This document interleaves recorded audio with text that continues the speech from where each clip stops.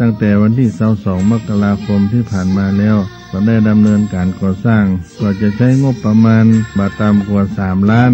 โดยประมาณญาติโยมหลวงพ่อจะได้สร้างไว้เป็นอนุสรณ์ไว้กับพระพุทธศาสนาถวายเป็นพุทธบูชาต่อครูบาเจ้าศรีวิชัยตัวและก็อุทิศกันลาภผลไว้ให้กับผู้ประถมภ์ทางฝ่ายสมณะศรัทธาและญาติโยมที่ได้ประถมภ์วัดศรีโสดาที่ได้ล่วงลับดับขันไปก็ขอประกาศบอกบุญกุศลญาติโยมได้เตรียมกรรมสมปานร่วมบุญบารมีการก่อสร้างอยู่ด้านทิศเหนือของพระธาตุวัดศรีโสดาหน้ากุฏิหลวงพ่อพระเทพโกศล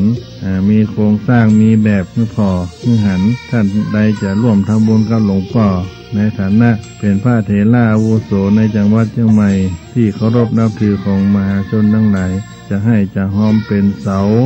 เป็นคือเป็นแปลกเป็นกระเบื้องเป็นอิฐเป็นดินก็มาติดต่อได้ที่วัดศรีโสดาหรือว่าจะติดต่อที่อาตมาภาพก็ได้จะได้ประสานงานให้เนาะ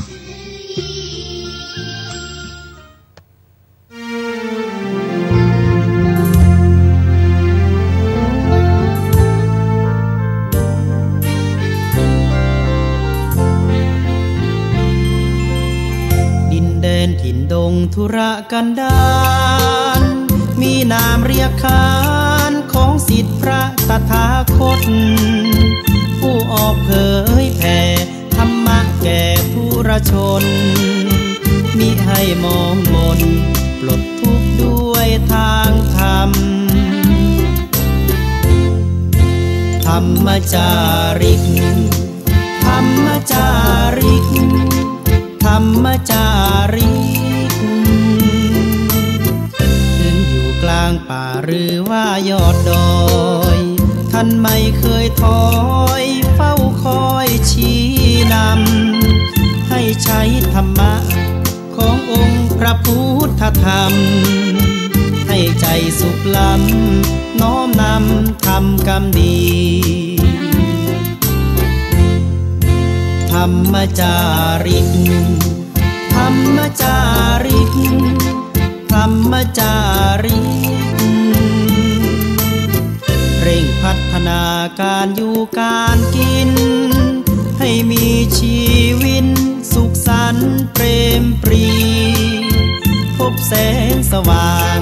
ส่องทางสร้างความดีให้มีความสุขความทุกข์หายไปธรรมจาริกธรรมจาริกธรรมจาริก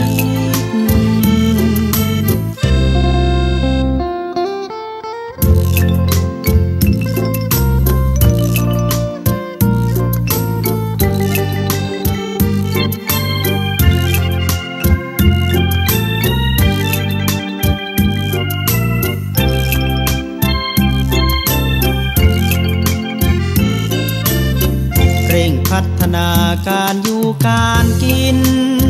ให้มีชีวิตสุขสันต์เปรมปรีพบแสงสว่างส่องทางสร้างความดีให้มีความสุขความทุกข์หายไปธรรมจาริกธรรมจาริก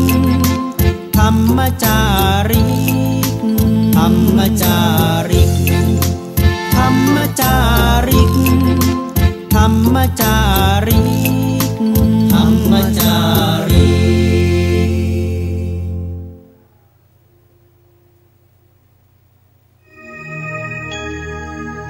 หลวงพ่อพระเทพโกศลที่ปรึกษาเจ้าคณะภาค7มีโครงการสร้างหอพระไตรปิฎกหอธรรมพระไตรปิฎกไว้กับวัดศรีโสดาได้ถวายเป็นพุทธบูชาในพระพุทธศาสนาและที่สำคัญ ก็ได้ถวายเป็นอาการน้อมรำลึกถึงท่านเจ้าครูบาศรีวิจัยครูบาศีลธรรมนักบุญแห่งล้านนาไทยเป็นผู้สถาปนาปฐมเจ้าวาดวัดศรีโสดาพระรามหลวงมีโครงการสร้างหอพระไตรปิฎกหอธรรมขึ้นวัดศรีโสดา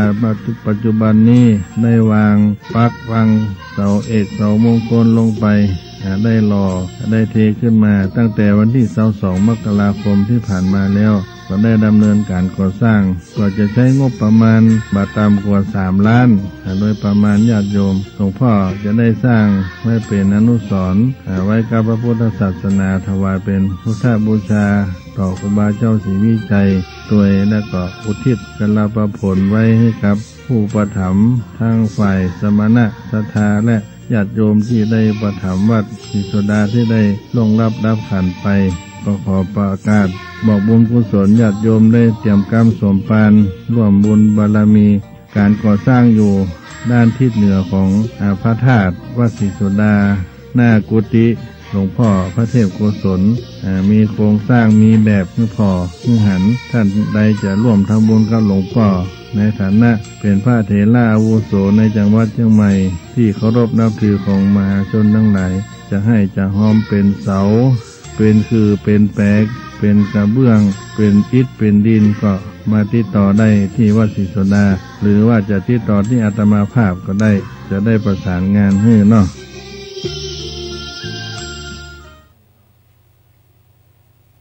ขอนอบน้อมแด่พระรัตนตรัยขอถวายความเคารพพระมหาเถรานุเถระครูบาอาจารย์จุตนจุองค์ขอเจริญสุขเจริญธรรมกับบรรดาท่านพุทธศาสนิกชนท่านผู้ฟังรายการธรรมะทางสถานีวิทยุกระจายเสียงพระพุทธศาสนาแห่งชาติและสังคมขึ้นเพื่อการศึกษาพระพุทธศาสนาและวัฒนธรรมในระบบ FM 104.50 เมกะเฮิรตซ์ของวัดฝ่ายหินตำบลสุเทพอำเภอเมืองจังหวัดเชียงใหม่ซึ่งท่านอาจารย์พระครูสมุวิศวัตรวรกิจโยได้เป็นผู้อำนวยการสถานีได้อำนวยความสะดวกกับท่านนักจัดรายการท่านผู้ฟังได้รับฟังตลอด24 ชั่วโมงในวันนี้เป็นวันที่19 มีนาคมพุทธศักราช 2561 อาตมาภาพพระครูปัญญาสังฆการหรือท่านพระครูพรหมินทร์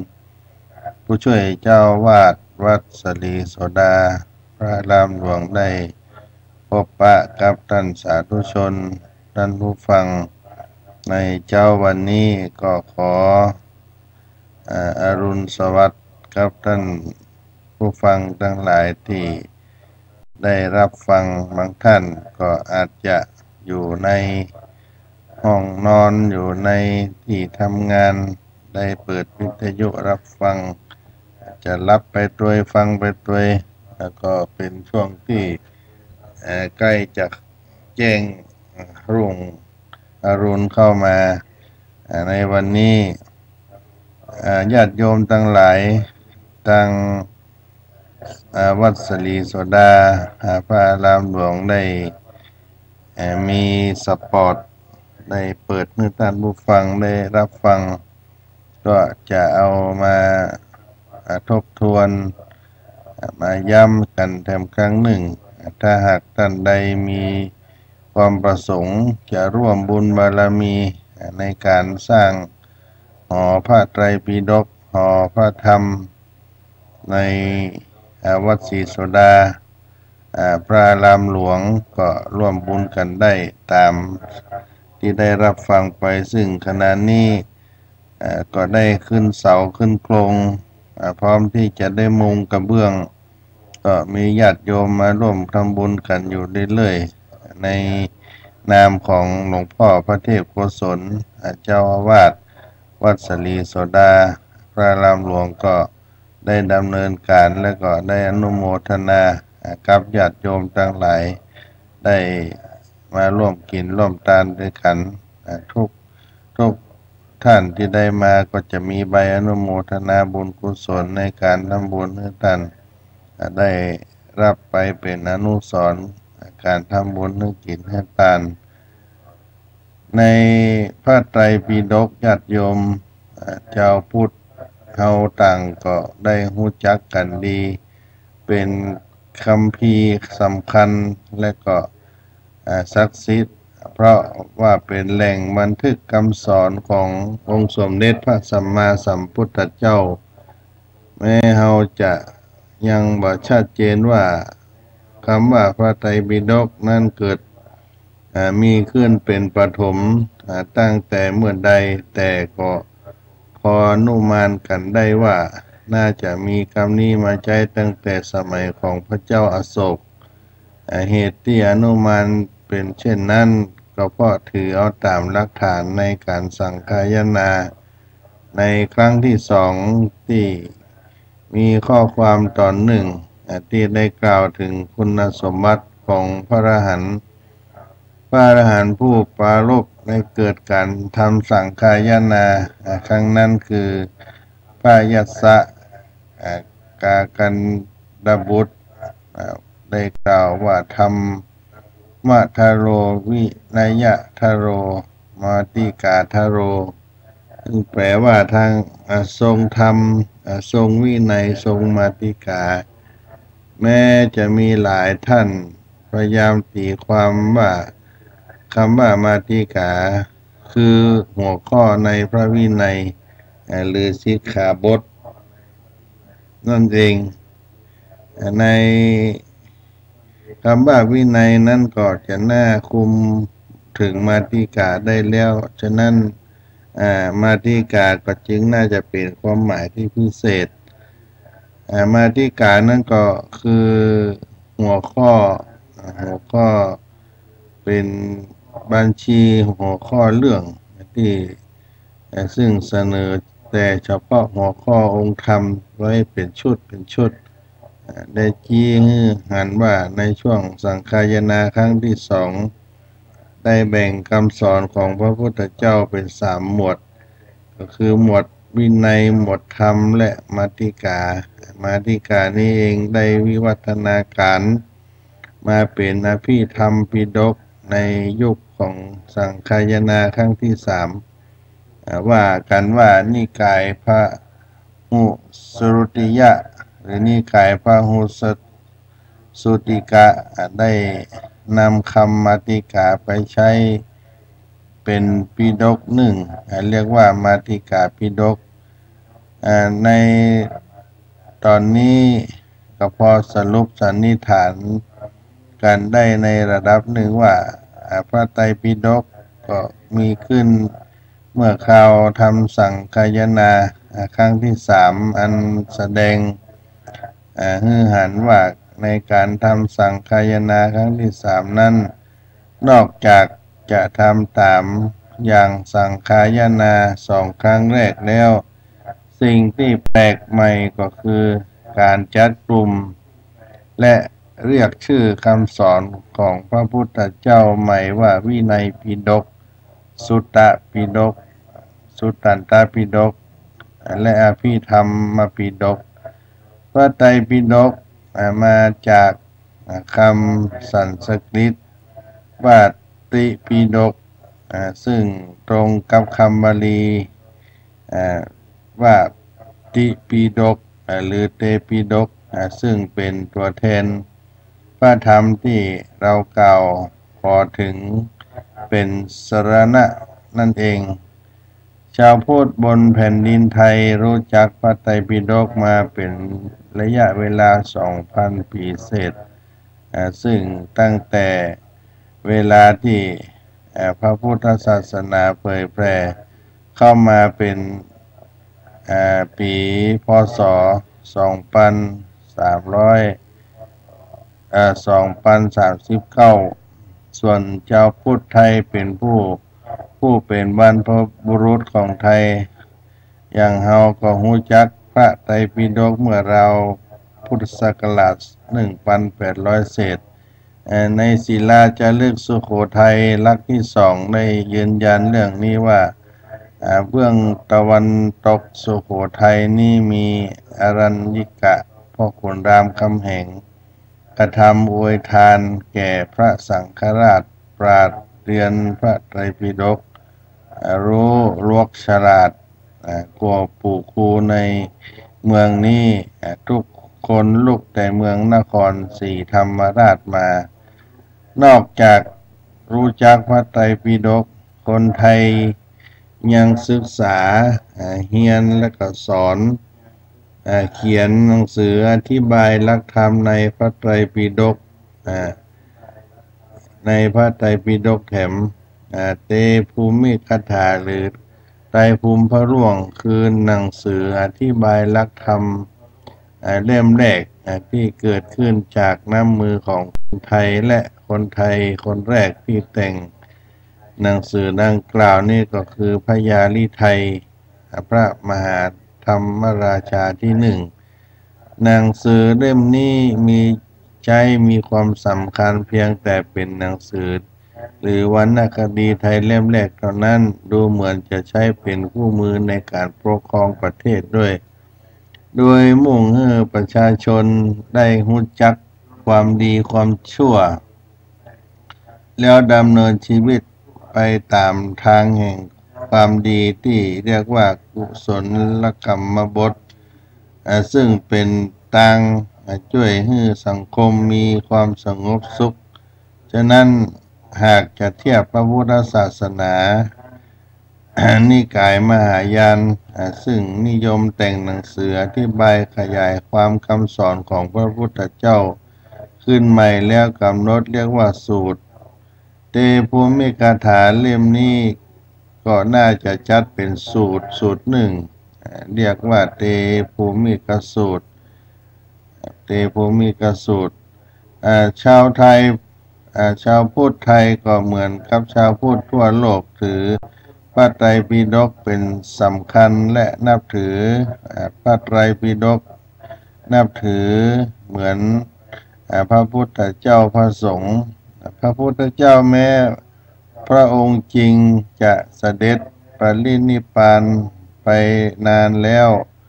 ภากฏหันมีแต่พระรูปของพระองค์ที่ปฏิมากรจินตนาขึ้นมากราบมาไหว้กันแต่เฮาก็ถือเสมือนว่าพระองค์ยังมีพระชนชีพอยู่เฮาจึงสร้างโบสถ์สร้างวิหารสร้างศาลาหลังใหญ่หลังน้อยอันสวยอันงามเพื่อเป็นที่ประทับของพระองค์และก็เข้าเฝ้าถวายสักการะบูชากล่าวคำสรรเสริญสดุดีวันละ2 เวลาเวลาเจ้าเวลาค่ำที่เฮาเรียกว่าการทำวัดเจ้าทำวัดเย็นเป็นการเข้าเฝ้าพระพุทธเจ้าวัดก็คือวัตระก็คือธรรมเนียมปฏิบัติข้อปฏิบัติที่ทำกันจนเป็นธรรมเนียมและก็คงเรียนแบบกันจากวัตตะขันธกะในพระวินัยปิฎกนั่นเองซึ่งถือว่าการทำความเคารพครูอาจารย์นั่นเป็นวัดอย่างหนึ่งการที่เราไปเข้าเฝ้าพระพุทธเจ้าในโบสถ์ในวิหารศาลาการประเรียนก็คือไปแสดงความเคารพพระองค์บรรพบุรุษของเรากำหนดให้ทำเป็นธรรมเนียมฉะนั้นจึงเรียกว่าทำวัดพระรูปใดบ่ทำก็บ่ถือว่ามีความผิดแต่ก็ถือว่าปฏิบัติหน้าที่ของพระโดยที่บ่สมบูรณ์พระสงฆ์คือโอรสหรือว่าลูกของพระพุทธเจ้ามีเมื่อเคารพพ่อเคารพบิดาพระบิดาก็ต้องเคารพลูกด้วยเราก็แสดงความเคารพออกมาด้วยการสร้างวัดวาอารามและก็ถวายอาหารบิณฑบาตคนไทยก็นับถือพระสงฆ์เป็นขวัญชีวิตและก็พลังใจ ดังนั้นเวลาที่มีทุกข์มีความทุกข์มีความทุกข์ความร้อนจึงมักจะขอให้คุณพระมาช่วยมาคุ้มครองช่วยพ้นจากทุกโศกโรคภัยทั้งหลายเหล่านี้ก็เรียกว่าให้พระมาโปรดมาช่วยส่วนด้านพระธรรมเราก็ปฏิบัติต่อพระธรรมเสมือนเป็นสิ่งที่มีชีวิตญาติโยมทั้งหลายธรรมดาสิ่งมีชีวิตก็ต้องการที่อยู่อาศัยเครื่องนุ่งห่มรวมไปถึงอาหารการกินเมื่อพระธรรมได้ถูกจัดแบ่งเป็นพระไตรปิฎกถูกจานเป็นตัวอักษรลงในใบลานเฮาก็ถือใบลานนั่นเป็นประหนึ่งมีชีวิตชีวาเฮาก็จึงปฏิบัติต่อพระธรรมในลักษณะต่างๆเช่นหาผ้ากัมปีมาห่อธรรมโดยผ้าห่อนั้นก็ต้องปักลวดลายอย่างวิจิตรบรรจงสวยสดงดงามมีศิลปะจากนั้นก็หาเชือกมาผูกมาห้อยจากนั้นก็นำไปใส่หีบทำตู้ทำไว้เป็นอย่างดีบัดใจเพียงเท่านั้นเรายังสร้างตู้บรรจุแล้วก็นำไปประดิษฐานไว้ที่หอพระไตรปิฎกหอธรรมซึ่งที่เราได้สร้างได้ขึ้นได้ทำหอไตรหอพระไตรปิฎกที่ได้กล่าวมาเนี่ยญาติโยมทั้งหลายก็จะหันว่าการกระทำดังกล่าวนี้การกระทำต่อสิ่งที่เราเคารพมีความรู้สึกว่ามีชีวิตชาวพุทธชาวไทยได้ปฏิบัติต่อพระธรรมกันอย่างนี้มานานและก็สืบต่อเรื่อยมาจนถึงยุครัตนโกสินทร์ในคราวที่เสียกรุงศรีอยุธยาครั้งที่สุดท้ายนั้นประมาณปีเป็นครั้งสุดท้ายชาวไทยจะต้องสะเทือนใจอย่างหลายเรื่องนับตั้งแต่เสียใจเรื่องบ้านเรื่องเมืองถูกทำลายการบาดเจ็บล้มตายของผู้คนจนกระทั่งวัดวาอารามพระพุทธรูปถูกทำลายพระไตรปิฎกถูกทำลายในคัมภีร์สังคีตวงศ์ที่แต่งโดยพระพิมลธรรมเป็นพระชาวอยุธยาได้รู้ได้หันทุกมีประโยชน์กับสงครามครั้งนั้นก็มีกล่าวถึงเรื่องนี้ไว้ว่าพระธรรมวินัยพระไตรปิฎกเมื่อมีการรักษาเสร็จแล้วก็วินาศไปต่างๆก็คือพวกมิจฉาทิฏฐิยื้อแย่งเอาผ้าห่อเอาเชือกที่มัดที่ห้อยตัวพวกกินไปพ่องสูญหายไปพินาศสูญไปโดยที่ปัดลงดินเปลือกพระปุ่มลงน้ำได้พุได้ก่อนได้เสียหายไปภายหลังภิกษุทั้งหลายได้หันพระธรรมยังเหลืออยู่น้อยก็มีจิตกอบด้วยศรัทธาได้รวบรวมพระธรรมเหล่านั้นไว้ได้เก็บพระธรรมเหล่านั้นไว้แต่ว่าพระธรรมวินัยบางคัมภีร์ที่ยังมั่นคงก็มีบางคัมภีร์ก็สูญหายไปเหลือผูกสองผูกก็เป็นคัมภีร์ที่ได้เหลือบริบูรณ์พ่องผสมบูรณ์พ่องก็วางเกิดอากูลต่างๆกันก็เรียกเอามารวมไว้ตามสติกำลังนำมาไว้ยังสำนักตนและพระธรรมที่ได้รวบรวมได้เรียบเรียงนั้นก็เป็นประโยชน์ต่อชาวอยุธยาผู้ตกอยู่ในห้วงแห่งมหันตทุกข์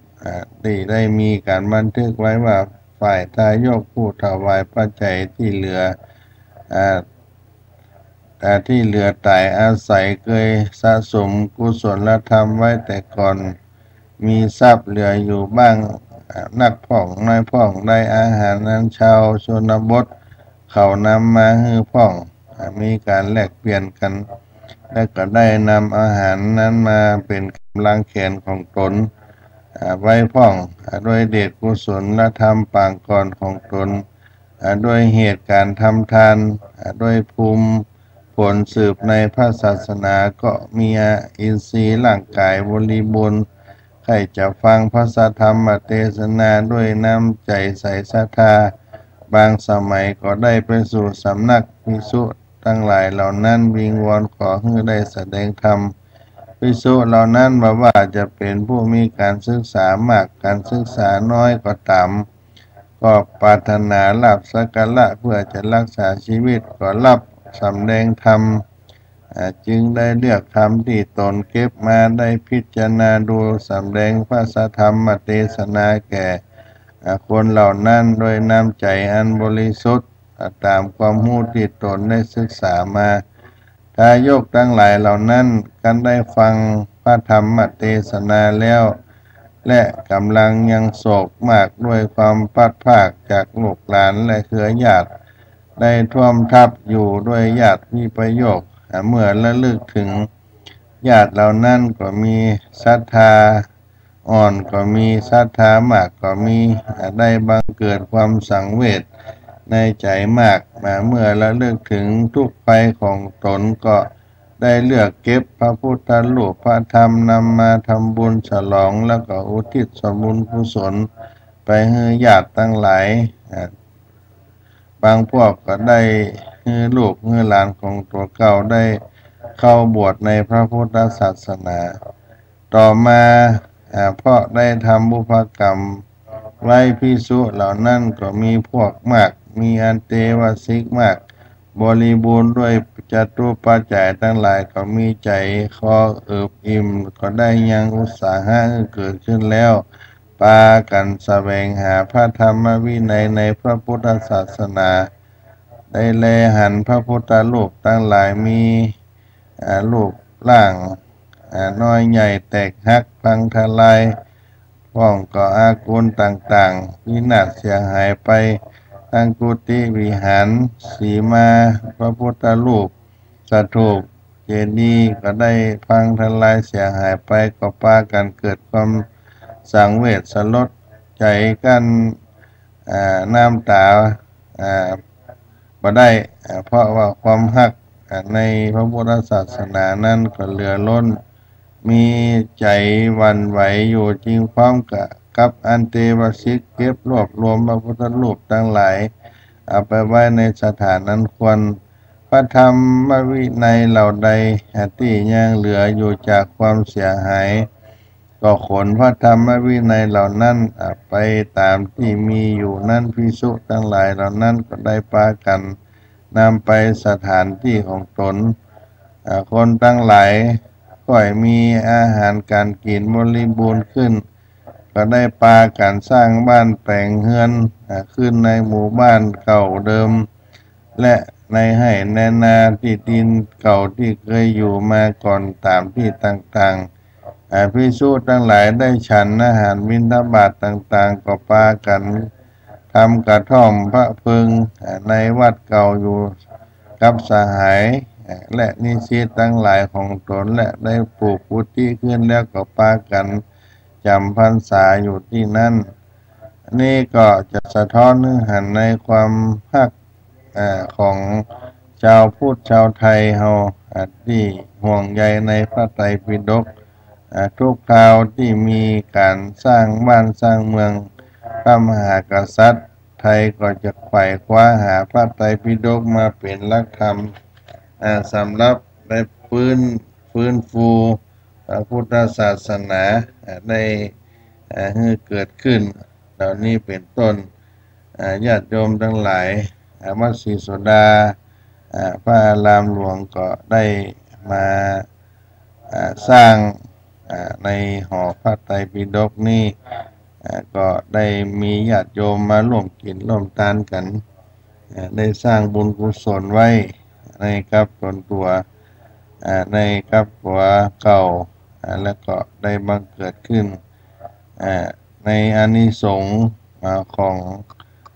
การทำบุญให้ทานในการสร้างในครั้งนี้ก็ได้ทำนุบำรุงยังพระพุทธศาสนาให้สืบทอด พระธรรมคำสอนของพระพุทธเจ้าให้ไปกว้างใหญ่ไพศาลขึ้นไปและก็จะเป็นแหล่งการเรียนรู้ของคณะสงฆ์ศรัทธาที่อยู่ในวัดศรีสุดาหรือว่าศรัทธาญาติโยมที่ได้มาศึกษาได้มาแสวงบุญในวัดศรีสุดานี่ด้วยก็ได้ร่วมสร้างบุญกุศลด้วยกันก็ขออนุโมทนากับญาติโยมทุกท่านทุกคนด้วยที่ได้สดับรับฟังในสถานีวิทยุในเจ้าวันนี้หลวงพ่อพระเทพโกศลที่ปรึกษาเจ้าคณะภาค7มีโครงการสร้างหอพระไตรปิฎกหอธรรมพระไตรปิฎกไว้กับวัดศรีสุราได้ถวายเป็นพุทธบูชา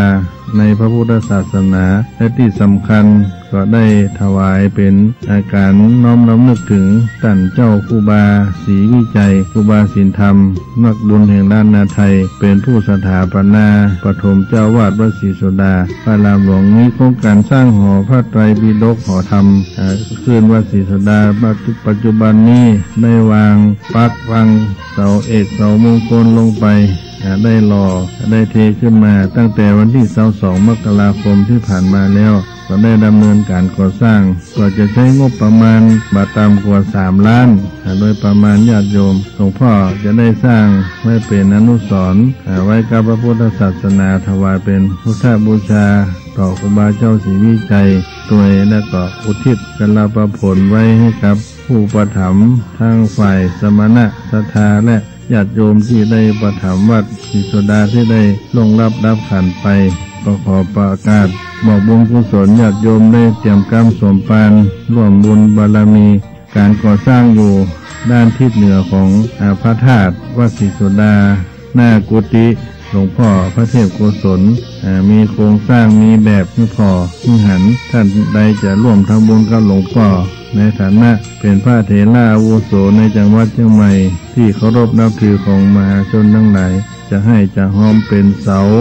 เป็นคือเป็นแปลกเป็นกระเบื้องเป็นอิฐเป็นดินก็มาติดต่อได้ที่วัดศรีสุดาหรือว่าจะติดต่อที่อาตมาภาพก็ได้จะได้ประสานงานให้เนาะ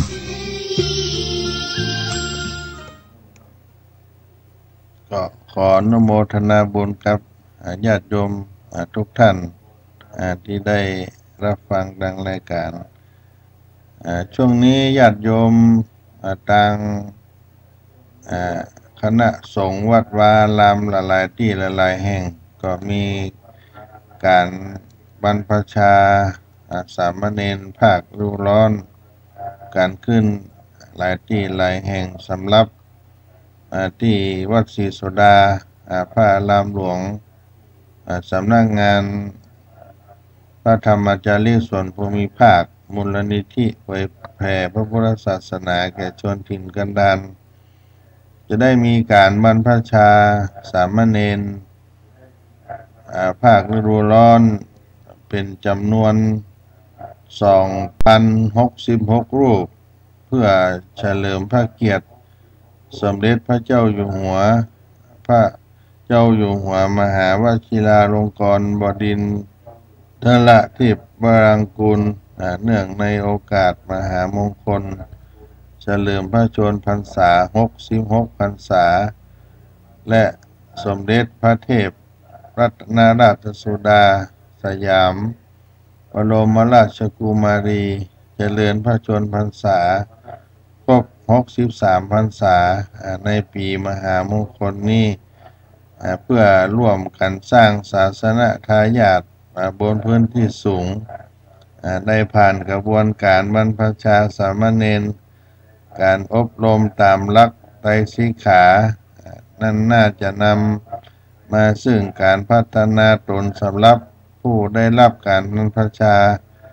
และความมั่นคงเจริญสถิตสถาพรแห่งบวรพุทธศาสนาสืบไปวัตถุประสงค์ก็จะได้ถวายเป็นพระราชกุศลเฉลิมพระเกียรติสมเด็จพระเจ้าอยู่หัวมหาวชิราลงกรณบดินทรเทพว วรางกูลเนื่องในมหามงคลเฉลิมพระเกียรติ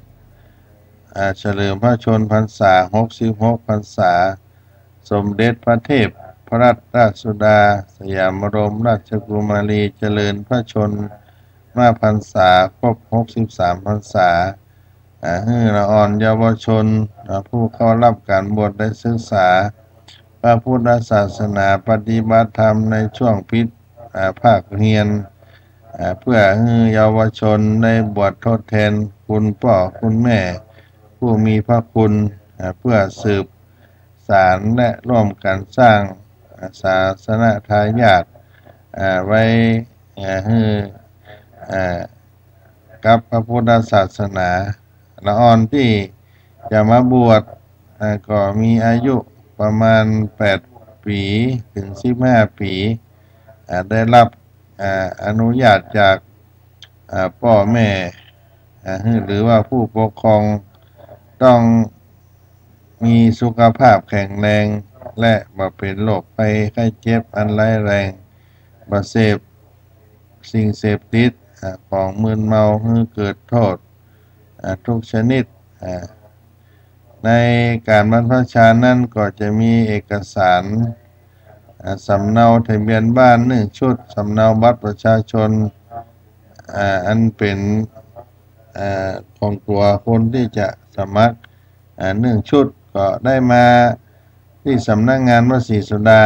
พระอารามหลวงได้และก็สำนักงานพระธรรมจารีส่วนภูมิภาควัดศรีสุดาพระอารามหลวงแห่งนี้ก็เปิด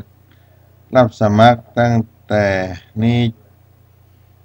ไปจนถึงวันที่4 เมษายนผู้เข้ารับการบรรพชาสามเณรภาคร้อนก็จะต้องมารายงานตัวในวันที่4 เมษายนก็จะได้บวชในวันที่6 เมษายนซึ่งก็เป็นประเพณีมาทุกๆปีที่เราอาจได้ทำกันมาเพราะฉะนั้นญาติโยมทั้งหลายถ้าหากว่ามีลูกมีหลานได้มาบวชก็ขอเชิญมาสมัครกันได้ที่วัดศรีสุดาพระอารามหลวงแห่งนี้ซึ่งพระเดชพระคุณหลวงพ่อพระเทพโกศล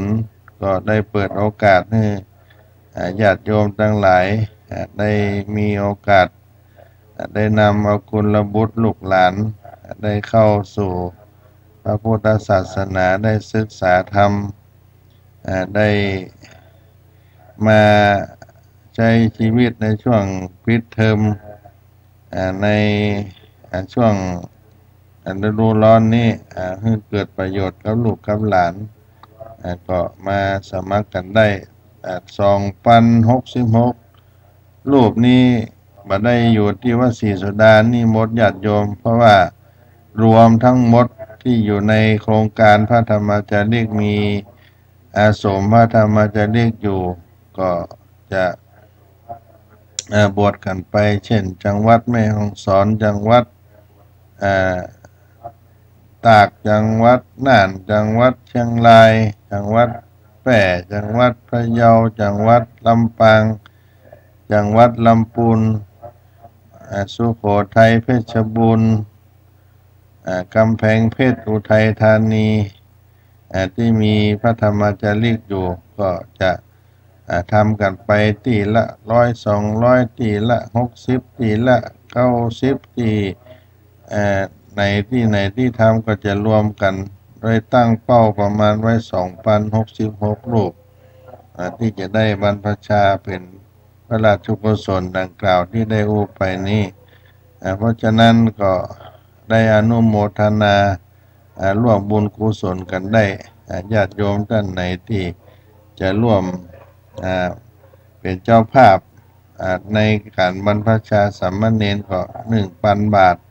ถ้าเป็นพระภิกษุอุปสมบทก็ 2,500 บาทหรือตามกำลังศรัทธาญาติโยมจะบวชพระบวชเณรเป็นเจ้าภาพก็มาติดต่อกันได้ที่วัดศรีสุดาพระอารามหลวง ก็ใจกระบอกเสียงนี้เป็นบุญกุศลให้กับญาติโยมที่ได้มีโอกาสมีลูกมีหลานมีญาติพี่น้องที่สนใจที่อยากจะบวชพระบวชเณรก็มากันได้ที่ปีที่ผ่านมาอาตมาภาพก็ได้ขึ้นไปเยี่ยมไปดูสามารถสมพระธรรมจาริกได้ติดตามท่านประธานคณะพระธรรมจาริกไปอย่างปีที่ผ่านมานั่นก็ไปที่บ้านแม่ลาคีจังหวัดตากอำเภอตากสองยางก็บวชเกือบ300ทั้งสามเณร200บวชชีเนกขัมมะคือบวชฆราวาสที่เป็นแม่หญิงปัจจัยที่มาบวชเป็นเณรเป็นพระนุ่งขาวห่มขาวรวมกัน300กว่ารูป300กว่ารูปคนอันนี้ก็มีญาติโยมมาเป็นเจ้าภาพกันพี่น้องบนเขาบนดอยที่อยู่ในโครงการพระธรรมจาริกก็เอาลูกเอาหลานมาบวชบางท่านก็บวชต่อสืบมาจนมาเฮียนที่วัดศรีโสดาว่ารามหลวงอย่างนี้เป็นเรียนม.มัธยมต้นมัธยมปลายสืบต่อมาแล้วก็บางท่านบางองค์ก็ให้ลูกหลานได้บวชจนได้เป็นพระเผยแผ่ธรรมะในทางพระพุทธศาสนาขึ้น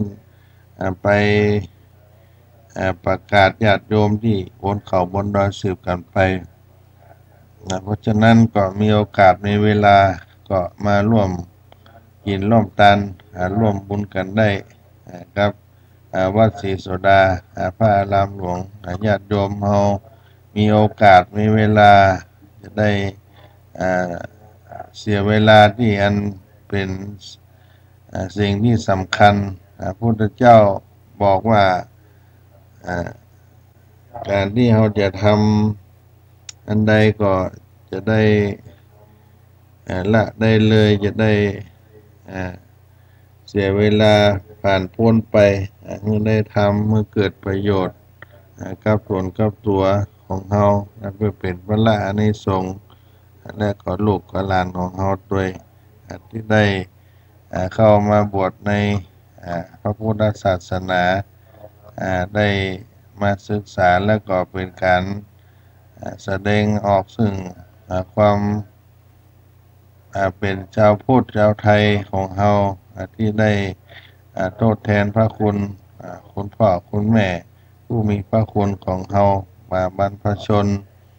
บุพการีชนที่มีบุญมีคุณทำบุปการะของเรามาแต่ก่อนบุพการีชนคนที่มีความเอื้อเฟื้ออบอ้อมอารีให้เราก็มีพ่อมีแม่ครูบาอาจารย์พระมหากษัตริย์พระสัมมาสัมพุทธเจ้าพ่อแม่ก็เป็นบุพการีของลูกของเต้าเป็นผู้ให้กำเนิดชีวิตลูกหลานบำรุงเลี้ยงดูให้ได้รับความสุขคอยห้ามคอยยับยั้งมาให้เขาได้ทำชั่วแนะนำพร่ำสอนให้ตั้งอยู่ในความดีศึกษาวิชาความรู้ตามสมควรแก่ฐานะหาคู่หาครองให้ได้และก็มอบทรัพย์สมบัติให้ในเวลาอันเหมาะสมนับว่าเป็นบุญเป็นคุณอันใหญ่อันหลวงครูบาอาจารย์ก็เป็นบุพการีของลูกศิษย์ก็เป็นผู้อนุเคราะห์ศิษย์ด้วยกันแนะนำสั่งสอนต่อจากพ่อจากแม่รู้สิ่งใดดีสิ่งใดบ่ดีสิ่งใดเกิดประโยชน์สิ่งใดบ่มีประโยชน์มีโทษมีคุณควรประพฤติหรือบ่ควรท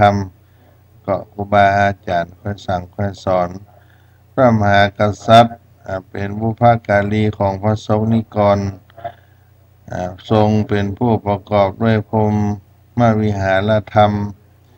บำเพ็ญทศพิธราชธรรม วางพระองค์ให้เหมาะสมทรงได้อดทนต่อกิเลสสิ่งที่นานาทุกขะนานาประการบากิ้วบาโกรธโดยไล่เหตุได้ผลบาเบี่ยงบาเบียนไปทางใดได้รับความเสมอภาคให้กับพระสงฆ์นิกรปกครองโดยให้เกิดประโยชน์สุขของพระสงฆ์นิกรนั้นเป็นสำคัญและอันที่สี่นั้นพระสัมมาสัมพุทธเจ้าก็เป็นบุพการีของพุทธบริษัทมีพระมหากรุณาธิคุณแก่พุทธบริษัทอันใหญ่อันหลวงเมื่อได้ตรัสรู้แล้วก็ทรงเมตตาแสดงธรรมสั่งสอนแก่สรรพสัตว์ในหูจักหันแจ้งโดยโอวาทนั้นเป็นหลักสำคัญให้เขาได้ทำความดีละเว้นความชั่วทำจิตทำใจให้บริสุทธิ์ผุดผ่องจากกิเลสทั้งปวงกตัญญูกตเวทีก็คือผู้รู้ประกาศที่ท่านทำแล้วตอบแทนท่านบุคคลที่รู้จักบุญคุณของคนอื่นที่ทำแล้วแก่ตนโดยรู้คุณค่าแห่งการทำความดีของคนอื่นกระทำตอบแทนแสดงออกด้วยวิธีสุจริตธรรมเป็นการบูชาคุณความดีของท่านแล้วก็มุ่งทำตอบแทนในภายหลังก็เป็นการประกาศเปิดเผยคุณของบุพการีให้ผู้อื่นได้เห็นได้รู้ได้เปรียบเสมือนบุคคลที่เป็นหนี้ท่านอยู่ในบรรลือบุญคุณของท่านตั้งใจขวนขวายให้ใจตอบแทนบุญคุณของท่านคนเหล่านี้เขาก็ถือว่าเป็นคน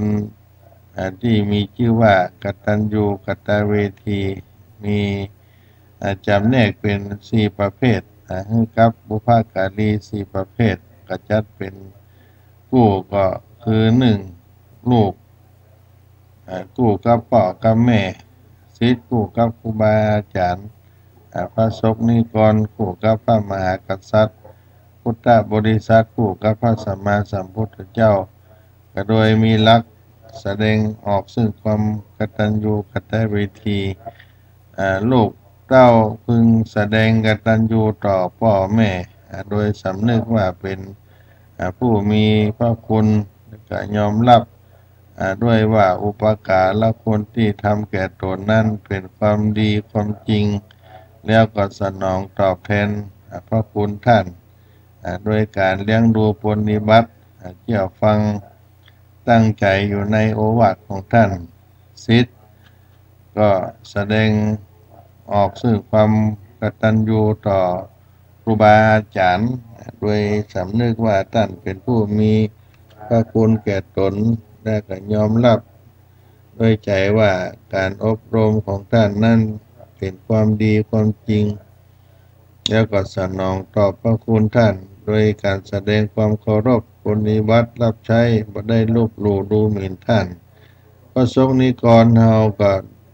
ได้พึงแสดงกตัญญูต่อพระมหากษัตริย์โดยมีสำนึกว่าพระมหากษัตริย์นั้นทรงเป็นผู้มีพระคุณแก่ตนจริงแล้วก็รับด้วยใจว่าเป็นอาการที่พระองค์ได้ดูแลสุขปกครองป้องผ่องภัยต่างๆแก่ตนนั่นก็เป็นความดีแล้วก็สนองตอบแทนพระมหากรุณาธิคุณของพระองค์โดยการจงรักภักดีมีความประพฤติเป็นพลเมืองดีรู้จักสามัคคีเหล่านี้เป็นต้นพุทธบริษัทก็แสดงความกตัญญูกตเวทีต่อพระสัมมาสัมพุทธเจ้าโดยก็สำนึกว่าพุทธองค์นั้นทรงมีพระกรุณาคุณต่อมนุษย์และสรรพสัตว์และก็ยอมรับได้ใจว่าการที่พระองค์ได้สั่งได้สอนหลักธรรมที่ตรัสรู้นั้นก็เป็นความดีอันยิ่งใหญ่แล้วก็สนองตอบพระคุณด้วยการน้อมนำพุทธธรรมนำไปปฏิบัติและก็เป็นชีวิตประจำวันสูงสุดผู้มีปัญญาก็ควรทำบุปการะคนอื่นในขณะเดียวก็ระลึกถึง อุปการะของท่านและก็ทำแทนคุณท่านตามหน้าที่ดังกล่าวที่จัดว่าเป็นคนดีในทางพระพุทธศาสนาก็ญาติโยมทั้งหลายใครจะได้ร่วมกินร่วมทานร่วมบุญกุศลได้สร้างบุญบารมีครับวัดสลีโสดาพระอารามหลวงจะได้มาสนับสนุนการบรรพชาการอุปสมบทในภาคฤดูร้อนก็มาร่วมโมทนาบุญกันได้เนอะตั้งแต่นี้ไปจนถึงวันที่4 เมษายน 2561 นี้ก็จะรับสมัครกันไปเรื่อยๆท่านใดมีลูกมีเต้ามีหลานมีเหลนเป็นละอ่อนปัจจัยอายุตั้งแต่8 ปีถึง15 ปีมาสมัครกันได้เนอะที่วัดศรีโสดาโครงการบรรพชาสามเณรภาคฤดูร้อนจะได้รับการอบรมตั้งแต่วันที่4ถึงวันที่25 เมษายน 2561 ที่วัดศรีโสดาพระอารามหลวงแห่งนี้ก็มาติดต่อสอบถามกันได้ที่สำนักงานวัดศรีโสดาพระอารามหลวงในวัดศรีโสดาแห่งนี้ก็มาติดต่อกันได้หรือจะติดตามทาง Facebook ของวัดศรีโสดาพระอารามหลวงก็ติดตามกันได้ก็ขอประกาศโมทนาบุญกุศลครับญาติโยมทั้งหลายที่ได้สดับรับฟังแล้วก็ขออนุโมทนากับญาติโยมที่ได้ร่วมบริจาคฟังผ้าไตรตั้งสิ่งเป็นบริขารที่ผ่านมาตลอดถึงการสร้างหอพระไตรปิฎกสร้างพระธาตุสร้างสิ่งที่โครงการพระธรรมจริยของเราได้ทำเป็นเครื่องใจเครื่องกินเครื่องอุปโภคบริโภคของแห้งเครื่องอุปกรณ์การทำการเรียนของน้องเยาวชนที่ได้มาร่วมกินร่วมทานก็มาบริจาคที่วัดศรีโสดาพระอารามหลวงแห่งนี้ก็ขออนุโมทนาบุญกุศลกับญาติโยมที่ได้มาร่วมกินร่วมทานอาตมาภาพในนามของคณะสงฆ์วัดศรีโสดาซึ่งมีพระเดชพระคุณหลวงพ่อพระเทพโกศลเป็นเจ้าอาวาสวัดศรีโสดาได้มาประชาสัมพันธ์ทางสถานีวิทยุขอบุญกุศลทั้งหลายทั้งปวงได้ย้อนสะท้อนไปถึงญาติโยมทั้งหลายที่ได้ร่วมกินร่วมทานอนุโมทนาบุญด้วยกันได้มีความมุ่งมั่นปรารถนาอันใดก็ขอให้สมดังความมุ่งมั่นปรารถนาทุกท่านทุกคนที่ได้อนุโมทนาสาธุการร่วมทำบุญด้วยปัจจัยเงินทองสิ่งของต่างๆนานาก็ตามขอให้ได้รับบุญกุศลกันทั่วหน้าในใต้รายการนี้ขอความสุขความเจริญจงมีแก่ท่านทุกคนที่ได้รับฟังทางสถานีวิทยุแห่งนี้อภิวาทนะสีริสานิจังพุทธาปัจจายโนจัตตารโอธัมมาวัฏฏันติอายุวันโนสุขังภะลังดินแดนถิ่นดงธุรกันดารมีนามเรียกขานของสิทธิพระตถาคตผู้ออกเผยแผ่ธรรมะแก่ผู้ราชนมิให้มองมนปลดทุกข์ด้วยทางธรรมธรรมจาริกธรรมจาริกธรรมจาริกถึงอยู่กลางป่าหรือว่ายอดดอยท่านไม่เคยถอยเฝ้าคอยชี้นำให้ใช้ธรรมะขององค์พระพุทธธรรมให้ใจสุขล้ำน้อมนำทำกรรมดีธรรมจาริกธรรมจาริกธรรมจาริกเร่งพัฒนาการอยู่การกินให้มีชี แสงสว่างส่องทางสร้างความดีให้มีความสุขความทุกข์หายไปธรรมจาริกธรรมจาริกธรรมจาริก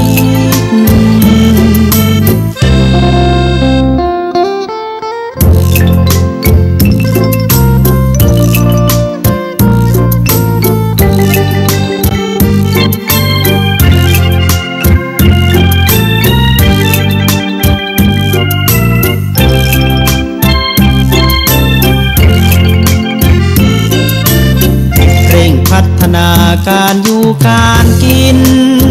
ให้มีชีวิตสุขสันต์เปรมปรีพบแสงสว่างส่องทางสร้างความดีให้มีความสุขความทุกข์หายไปธรรมจาริกธรรมจาริกธรรมจาริกธรรมจาริกธรรมจาริกธรรมจาริกธรรมจาริ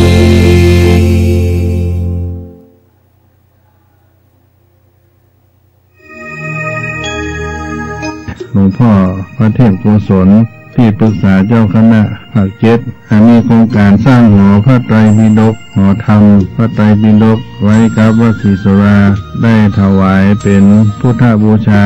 ในพระพุทธศาสนาและที่สำคัญก็ได้ถวายเป็นอาการน้อมนึกถึงท่านเจ้าครูบาศรีวิจัยครูบาสินธรรมนักบุญแห่งล้านนาไทยเป็นผู้สถาปนาปฐมเจ้าวาดวัดศรีสุดาพระรามหลวงมีโครงการสร้างหอพระไตรปิฎกหอธรรม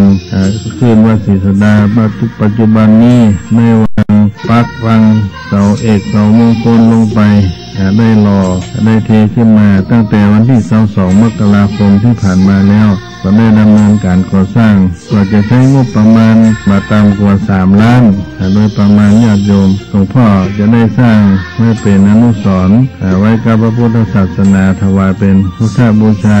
ต่อครูบาเจ้าศรีวิจัยตัวเองและก็อุทิศสละประผลไว้ให้กับผู้ประถมภ์ทั้งฝ่ายสมณะศรัทธาและญาติโยมที่ได้ประถมภ์วัดศรีสุดาที่ได้ล่วงลับดับขันไปก็ขอประกาศบอกบุญกุศลญาติโยมได้เตรียมกรรมสมปานร่วมบุญบารมีการก่อสร้างอยู่ด้านทิศเหนือของพระธาตุวัดศรีสุดาหน้ากุฏิหลวงพ่อพระเทพโกศลมีโครงสร้างมีแบบไม่พอที่หันท่านใดจะร่วมทำบุญกับหลวงพ่อในฐานะเป็นพระเถระอาวุโสในจังหวัดเชียงใหม่ที่เคารพนับถือของมหาชนทั้งหลายจะให้จะห้องเป็นเสาเป็นคือเป็นแปลกเป็นกระเบื้องเป็นอิฐเป็นดินก็มาติดต่อได้ที่วัดศรีสุดาหรือว่าจะติดต่อที่อาตมาภาพก็ได้จะได้ประสานงานให้เนาะ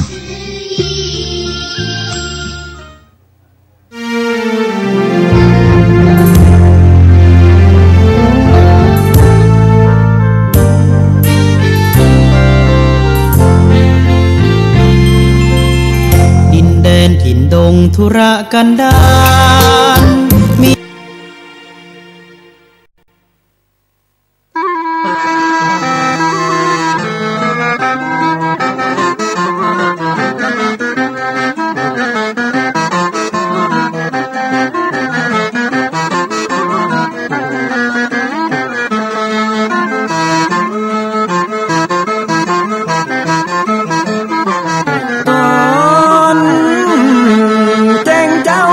เสียงไก่ขันก่อนพี่ตะวันจะขึ้นขอบฟ้า